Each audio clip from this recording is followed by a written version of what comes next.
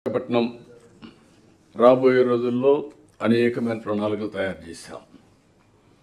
విశాఖపట్నం ఆ జోన్లో మెయిన్ సెంటర్గా ఉండి 5 జిల్లా హెడ్ క్వార్టర్స్ ఉన్నాయి. ఇది కాకుండా 6 ఆ జిల్లాలు ప్రత్యేకంగా 6 వచ్చాయి, ఇంకా 5 ఉన్నాయి. ఎటు చూసినా ఒక మాండ్యం లేకుంటే అరకు ఈ రెండు కొంచెం టైం తీసుకుంటుంది, కానీ ఇక్కడ అన్నిటికీ less than an hour journey. Srikakulam 1 hour, Vizianagaram ½ an hour 45 minutes, Anakapalli 45 minutes. ఇది ఉన్నప్పుడు విశాఖపట్నం ఒక హబ్గా తయారు కావాలంటే కనీసం ఒక 5,000 రూమ్స్ ఉండాలి.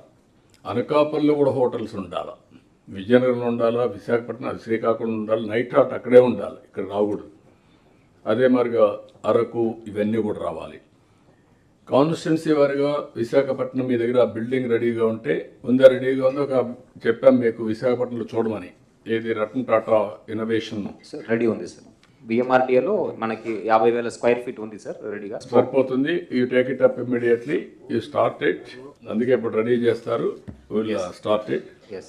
అక్కడి నుంచి every district constituency industrial parks మీరు తయారు చేయాలి.